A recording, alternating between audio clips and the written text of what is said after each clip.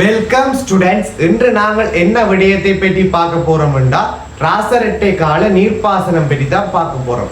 அவ்வகையில இந்த நீர்ப்பாசனம் என்ன ராசரட்டை கால பொருளாதாரத்துல முக்கியமான ஒன்றாக காணப்படுது. இந்த நீர்ப்பாசனம் வீழ்ச்சியால பிற்காலத்துல ராசரட்டையினுடைய வீழ்ச்சிக்கும் இந்த நீர்ப்பாசனம் என்னது ஆதரவற்று போனவையும் என்ன ஒரு காரணமாக அமையுது. அவ்வகையில ராசரட்டை கால நீர்ப்பாசனம் பற்றி தான் இன்று பார்க்க போறோம். அதாவது நீர்ப்பாசனம் என்ன சனத்தொகை பெருக்கம் மற்றும் மழைநீர் நிச்சயமற்ற தன்மை காரணமாக குளங்கள் உருவாக்கப்பட்டது. என்னது மன்னர்களால் குளங்கள் உருவாக்கப்பட்டது. ஏனென்றால் சனத்தொகை பெருக்கம் அதிகளவான சனத்தொகை பெருக்கம் காரணமாகவும் அந்த மழை நீர் மற்றது நீர் நிச்சயமற்ற தன்மையாக காணப்பட்டமையினால் இந்த நீரை சேகரித்து வைத்துத்தான் மக்களுடைய அன்றாட வாழ்க்கை மற்றும் விவசாய பொருளாதார நடவடிக்கைகளை மேற்கொண்டு இந்த நீர் முக்கியமாக காணப்பட்டமையினால என்ன மக்கள் இந்த குளங்களை அமைப்பதற்கு ஆர்வம் காட்டி வரணும். குறிப்பாக அரசர்கள் தங்களுடைய அரசாட்சியினுடைய வலிமையை காட்டவும் பொருளாதாரத்துறையை வளர்ச்சிப்படுத்தும் நோக்காகவும் என்ன விவசாயத்தை வளர்ச்சிப்படுத்தும் நோக்காக குளங்களை அமைக்கணும். அவ்வகையில இலங்கையில முதலாவதாக குளத்தை அமைத்த பிரதான மன்னனாக பண்டுகாபேன் காணப்படுகின்றான். யார்? பண்டுகாபேன் காணப்படுகின்றான். அதனை விட குளத்தில இருந்து நீரினை பெறுவர்கள் தகவதி என்ற நீர்வெறி அறவிடப்பட்டது. என்னது குளங்களில் இருந்து நீர் பெறுவர்களிடம் இருந்து தகவதி என்ற நீர்வெறியானது அறவிடப்பட்டது. அதனை அடுத்து பண்டுகாவை பண்டுகாவை நாங்கள் நோக்கி கொண்டால் பண்டுகாவையில 3 குளங்கள் உருவாக்கப்படுது. என்னன்னா அபயவாவி, ஜெயவாவி, காமினிவாவி. அபயவாவி, ஜெயவாவி, காமினிவாய் போன்ற குளங்கள் உருவாக்கப்படுது. இதனுடைய மறுபெயராக பசுவ குளம், ஜோதிய குளம், கரம்பகா நதி. பசவக்குளம், ஜோதிய குளம், கரம்பகா நதி. இவனை அடுத்து வந்தவன் யார்? தேவநம்பிய தீசன். தேவநம்பிய தீசனால திஸ்ஸவாவி உருவாக்கப்படுதார். தேவநம்பிய தீசனால திஸ்ஸவாவி உருவாக்கப்படுது. அடுத்தது மகாநாகனால பலஸ்வாவி உருவாக்கப்படுது. மகாநாகனால பலஸ்வாவி உருவாக்கப்படுது. துட்ட கைமுனுமனால என்னது இந்த பொருளாதார மேம்படுத்தும் முகமாக என்ன வாவி உருவாக்கப்படுதுன்னா சொரபர வாவி உருவாக்கப்படுது. துட்ட கைமுனுமனால சொரபர வாவி உருவாக்கப்படுது. அடுத்தது சத்தாதீச மன்னன். துட்ட கைமுனுமனுடைய சகோதரனாக கொல்லப்படுகின்ற சத்தாதீச மன்னனால 18 குளங்கள் உருவாக்கம் பெறுது. இந்த 18 குளங்கள் உருவாக்கியமைக்கான சான்றுகள் கிடைக்கப்பெறவில்லை. ஆனால் இவன் 18 குளங்கள் உருவாக்கியது என்றமைக்கான சான்றுகள் இல்லாத போது இது ஒரு நம்பிக்கையாக கருதப்படுது. அடுத்த வட்டகாமினி. வட்டகாமினி மன்னனை நாங்கள் எடுத்துக்கொண்டால் வட்டகாமினி மன்னனுடைய காலத்துல நுவரவாவி உருவாக்கப்படுது. வட்டகாமினி மன்னன் காலத்துல நுவரவாவி உருவாக்கப்படாது. அடுத்த மன்னன் யார்? சிறிய குளம். சிறிய குளங்கள் என்ன கிராமிய குளங்கள் அழைக்கப்பட்ட சிறிய சிறிய குளங்கள் கிராமிய குளங்கள் என்ற வகையில அழைக்கப்பட்ட சிறிய குளங்கள் கிராமிய குளங்கள் என்ற பெயர்ல அழைக்கப்பட்டது. அடுத்த மன்னன் வசவன். வசவனாக நோக்கின்ற பொதுவனுடைய காலத்துல கிருஷ்ணா நதி பள்ளத்தாக்குல பாரிய பஞ்சம் ஏற்படுது. என்ன வசவனுடைய ஆட்சி காலத்தில் கிருஷ்ணா நதி பள்ளத்தாக்குல பாரிய பஞ்சம் ஏற்படுது. இதனால இவன் குளங்களை அமைக்க முற்படுகிறான். இவனால என்ன 11 குளமும் 12 கால்வாயும் உருவாக்கப்படுது. என்னென்ன குளம் என்றா எருவாவி, கிரிவடுன்ன, நொச்சிப்பொத்தான, மானாகட்டிய, மகாவிலாச்சிய போன்ற குளங்கள் உருவாக்கப்படுது. வசவனால எருவாவி, கிரிவடுன்ன, நொச்சிப்பொத்தான, மானாகட்டிய, மகாவிலாச்சிய போன்ற குளங்கள் உருவாக்கம் பெறுது. இவனால என்ன எலகர கால்வாய் உருவாக்கம் பெறுது. வசவனால எலகர கால்வாய் உருவாக்கப்படுது. இந்த எலகர கால்வாய் என்ன அம்பன் கங்கைக்கு குறுக்கே அணை கட்டி ரன்மசு பூங்காவுக்கு இந்த எலகர கால்வாயின் ஊடாக 48 கிலோமீட்டர் நீர் கொண்டு செல்லப்படுது. என்னது இந்த எலகர கால்வாயானது அமைக்கப்பட்டு ரன்மசு பூங்காவுக்கு வசவன் என்ன 48 கிலோமீட்டர் கால்வாயின் ஊடாக நீரினை கொண்டு செல்கிறார். அடுத்த பார்த்து கொண்டால் மகாசேனன். மகாசேன மன்னனாக நோக்குகின்ற போது மகாசேன மன்னன் 16 குளங்களும் ஒரு கால்வாயும் உருவாக்குறான். மகாசேன மன்னன் 16 குளத்தையும் ஒரு கால்வாயும் உருவாக்குறான். என்னென்ன குளம் என்றா 16 குளம் ஒரு கால்வாய். என்னென்ன குளம் என்றா மின்னேரியா, கவுடுலு, குருளு, மகா கனரவாவி, மகா கடவரணவாவி, மாகல்லகவாவி, மாமினிய வாவி, திஸ்ஸ வட்டவான வாவி, ஹிம்புள்ளான வாவி, ஹொக்காவாவி, மொரவாவி, ரத்னமால கண்டவாவி, வீரவாவி. என்னென்ன வாவி?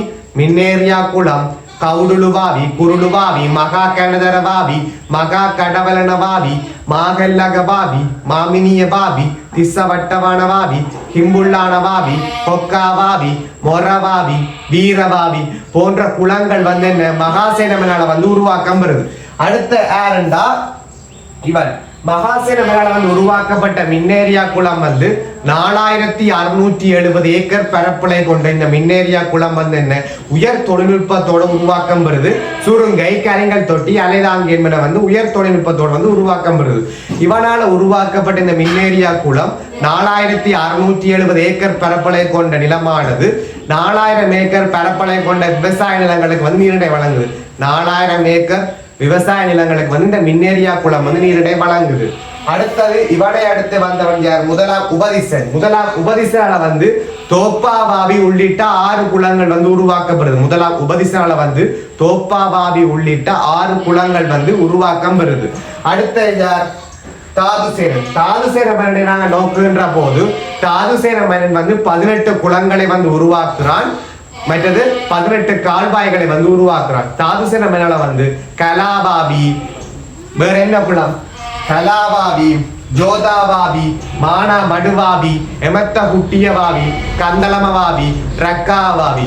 தாதுசேன மன்னனால வந்து கலாவாவி, ஜோதாவாவி, மானா மடுவாவி, எமத்த குட்டியவாவி, கந்தளமவாவி, ரக்காவாவி போன்ற குளங்கள் வந்து உருவாக்கம் வருது. கலாவாய் வந்து இவருடைய பிரதான குளமாக வந்து காணப்படுது. இந்த தாதுசேன மன்னனால வந்து இந்த ஜோத கால்வாய் வந்து உருவாக்கம் வருது. இந்த ஜோத கால்வாய் வந்து 1 கிலோமீட்டருக்கு 6 அங்குல சாய்வுடன் உருவாக்கப்பட்டதாக இந்த ஜோத கால்வாய் காணப்படுது. ஜோத கால்வாய் வந்து புதுமை கால்வாய் என அழைக்கப்படுகின்றது. ஜோத கால்வாய் வந்து புதுமை கால்வாய் என அழைக்கப்படுகின்றது. அடுத்தது 2ஆம் மொகல்லாளனால வந்து பதவியா குளமும் நாச்சதுவாவியும் உருவாக்கம் வருது. 2ஆம் மொகல்லாளன வந்து 11 பாவியும் அடுத்த வந்து நாச்சதுவ குளமும் உருவாக்கம் வருது. 2ஆம் மொகல்லாளனால் 11 பாவி அல்லது பதவியா குளம் மற்றது நாச்சதுவாய் வந்து உருவாக்கம் வருது. அடுத்த மன்னன் யார்? முதலாம் விஜயப்பாகுமனால வந்து 10 குணவாவி அல்ல புதுகுணவாய் வந்து உருவாக்கம் வருது. முதலாம் விஜயப்பாகுமனால வந்து 10 குணவாவி அல்ல புதுகுணவாய் வந்து உருவாக்கம் வருது. முதலாம் விஜயப்பாகுமன்னனை அடுத்து வந்தவன் முதலாம் பராக்கிரம பாகுமன்னன். இவன் வந்து என்ன குளங்கள் அமைப்புல வந்து சிறந்தவனாக காணப்படுகின்றான். இவனால வந்து என்ன 163 பெரிய குளம், 2376 சிறிய குளம், 3910 கால்வாய்கள், 163 அணைக்கட்டுகள், 341 கரிங்கல் தொட்டிகள் போன்ற வந்து உருவாக்கம் வருது. என்ன 163 பெரிய குளம், 2376 சிறிய குளம், 3910 கால்வாய்கள், 165 அணைக்கட்டுகள், 341 கலிங்கல் தொட்டிகள் போன்ற வந்து முதலாம் பராக்கிரம பாகுவால வந்து உருவாக்கம் வருது. இதனைத் தொடர்ந்து பராக்கிரம சமுத்திரம் வந்து 8.5 மைல் நீளமும் 40 அடி உயரமும் கொண்ட அணைக்கட்டை கொண்டது. பராக்கிரம சமுத்திரம் வந்து 8.5 மைல் நீளமும் 40 அடி உயரமும் கொண்ட அணைக்கட்டை கொண்டதாக பராக்கிரம சமுத்திரம் காணப்படுது. அடுத்த நிசங்க மெல்ல மெனால வந்து நிசங்க சமுத்திரம் உருவாக்கம் வருது. நிசங்க மெல்ல மெனால வந்து நிசங்க சமுத்திரம் வந்து உருவாக்கம் வருது. அடுத்தது குளங்களில் இருக்கின்ற உறுப்புகளுடைய தொழிற்பாடுகள் பற்றி பார்க்க போறோம். அதாவது குளக்கட்டானது குளநீரை சேகரித்தல். குளக்கட்டானது என்ன? குளநீரை வந்து சேகரிப்பதாக காணப்படுது. அலைதாங்கி வந்து என்ன? மேலதிக காற்றின் காரணமாக குளக்கட்டு வந்து அரிக்கப்படக்கூடாது என்பதற்காக அலைதாங்கி வந்து உருவாக்கப்படுது. என்ன அலைதாங்கி வந்து நீர் அரிப்பில் இருந்து குளக்கட்டை பாதுகாப்பதற்காக உருவாக்கம் வருது. அடுத்தது கலிங்கல். கலிங்கல் வந்து என்ன? குளத்து நீரை வந்து கால்வாய்க்கு விடுவதற்காக கலிங்கல் வந்து உருவாக்கம் வருது. குளத்து நீரை வந்து கால்வாய்க்கு விடுவதற்காக கலிங்கல் வந்து உருவாக்கம் வருது. அடுத்தது என்ன? கலிங்கல் தொட்டி வந்து நீரின் அமுக்கத்தை வந்து கட்டுப்படுத்துவதற்காக உருவாக்கப்பட்டது. கலிங்கல் தொட்டி வந்து நீரின் அமுக்கத்தை வந்து உருவாக்குவதற்காக கட்டுப்படுத்தப்பட்டது. நீரின் அமுக்கத்தை வந்து கட்டுப்படுத்துவதற்காக கலிங்கல் தொட்டி வந்து உருவாக்கம் வருது. சுருங்கை வந்து மேலதிக நீரை வந்து வெளியேற்றுவதற்காக உருவாக்கம் பெற்றது. சுருங்கை வந்து மேலதிக நீரை வந்து வெளியேற்றுவதற்காக உருவாக்கப்பட்டது. மின்னேரியா குளம் வந்து 4670 ஏக்கர் பரப்பளை கொண்ட இந்த குளம் 4000 ஏக்கர் பரப்பளை கொண்ட விவசாய நிலங்களுக்கு நீரினை வழங்குகின்றது. அதே போன்று தாசனால் உருவாக்கப்பட்ட கலாபாவி வந்து 6380 ஏக்கர் பரப்பளை கொண்ட இக்குளம் 7000 ஏக்கர் பரப்பளை கொண்ட விவசாய நிலங்களுக்கு வந்து நீரினை வழங்குவதாக இந்த கலாபாவி காணப்படுது. ஜோதக்கால்வாய் வந்து 1 கிலோமீட்டருக்கு 6 அங்குல சாய்வை கொண்டதாக காணப்படும். இவ்வளவு தான் என்ன நீர்ப்பாசனம். நீர்ப்பாசனத்துல வந்து மன்னர்கள் பணி முக்கியம். அதனை விட குளங்கண்ட உறுப்புகள் சார்ந்த விடயங்களே என்ன எக்ஸாம்பிள் எழுதினீங்கன்னா நல்ல மார்க்ஸ் எடுக்கும். அவ்வளவு.